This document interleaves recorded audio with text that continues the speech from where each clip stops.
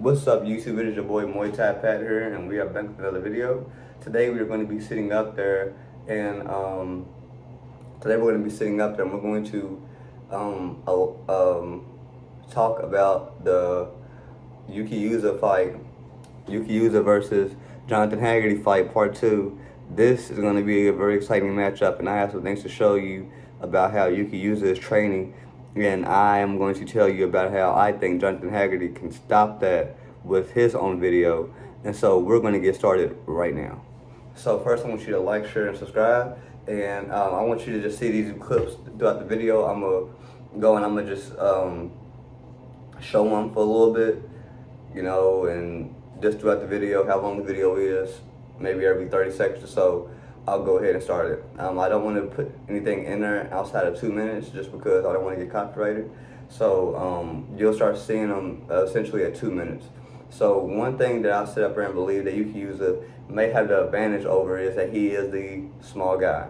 Now, just as much as it can go bad for him, and as being the smaller gentleman, it's the fact that he has good speed, defense, and he has good fight IQ, he has good defense, and he has good footwork.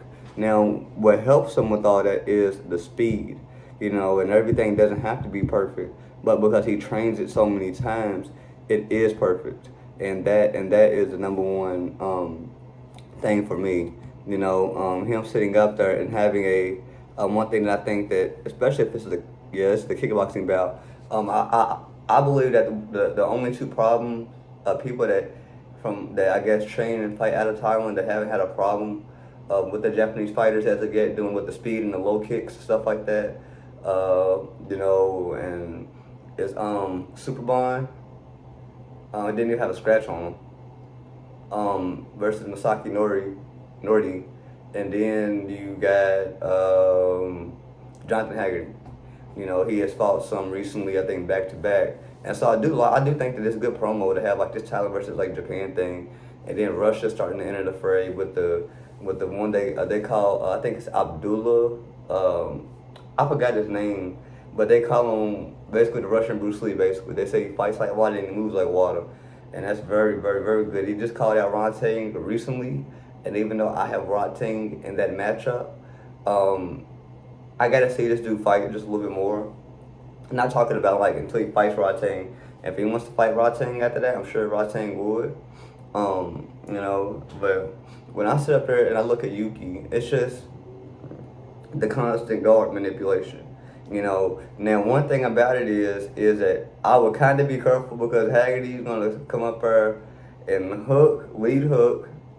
It's gonna be an uppercut to the body at a certain angle. He's gonna corkscrew it a little bit, at least like a 45-degree angle, and then after that he's gonna come back up with a lead uppercut. Now some things, now because he is a Muay Thai, now you got two different types of styles that you have, and I'm gonna put up right now. You got elusive aggressive counter, and aggressive tricky. You got elusive counter, you got elusive tricky.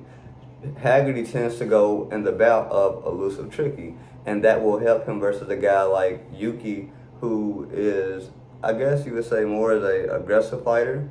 You know, so I would just say about that. He's an aggressive fighter. He can be tricky at certain. He can go to aggressive tricky at certain points after a person kicks. So I don't think Haggerty would have that issue. You know, so when I sit up there, and one thing about it is too, it's the angles that Haggerty takes as well. Haggerty has very good defense, but when we look at Yuki here once again, it's so incredible to sit up there and see somebody be able to go to step onto the scene. You beat Super League twice, and I think before that you had some other notable wins. I thought he was gonna fight Nabil NA. And I think that in the kickboxing bout, I think that wouldn't be a good matchup for Nabil, just because of the simple fact that this isn't someone else. This isn't somebody who's going to be just pressing forward, throwing punches, and throwing a couple other decent strikes and stuff like that every now and then. You know, Rambo Lex showed that. But when you sit up there and you look at what Yuki would have done, Yuki's just so damn fast, and he doesn't have to be perfect when throwing strikes. He just has to think about it because he trains and drills the same thing so many times. And it's like three quick punches, kick, or kick, 2-3 quick punches. You know, so no matter what a fighter may do, they're going to have to worry about countering, because if those kicks add up, number one, it's going to take it's going to take that fluidity in your movements away. And Haggerty is somebody I think is very big on that. But like I said, I don't think Haggerty would have that problem because I've never seen him have that problem before.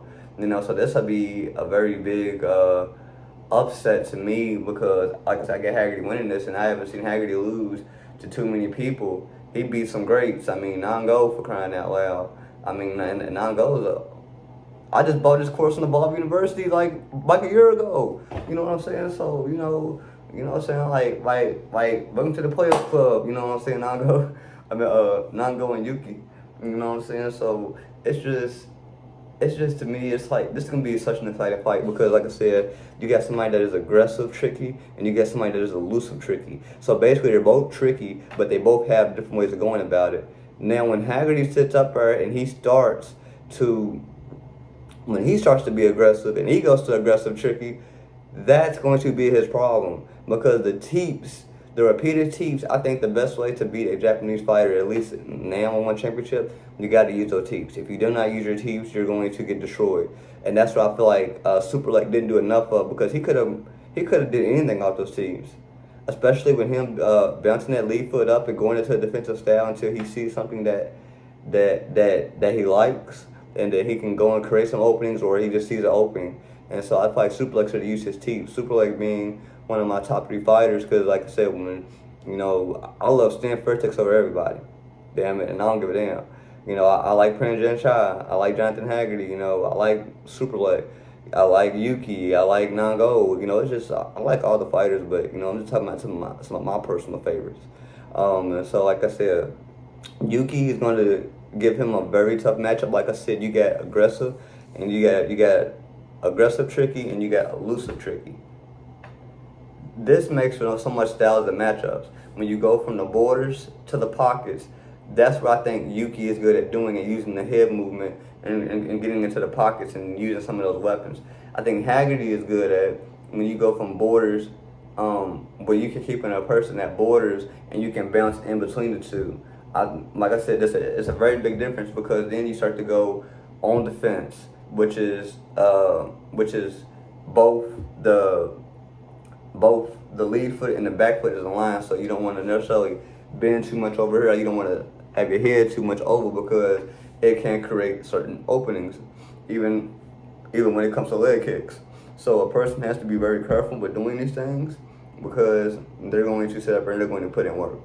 That's what Yuki is doing, is good at getting into range. And if he has to use a slip, I believe that's when he'll start to go to the body. And that's what I feel like something that he can exploit Haggerty on.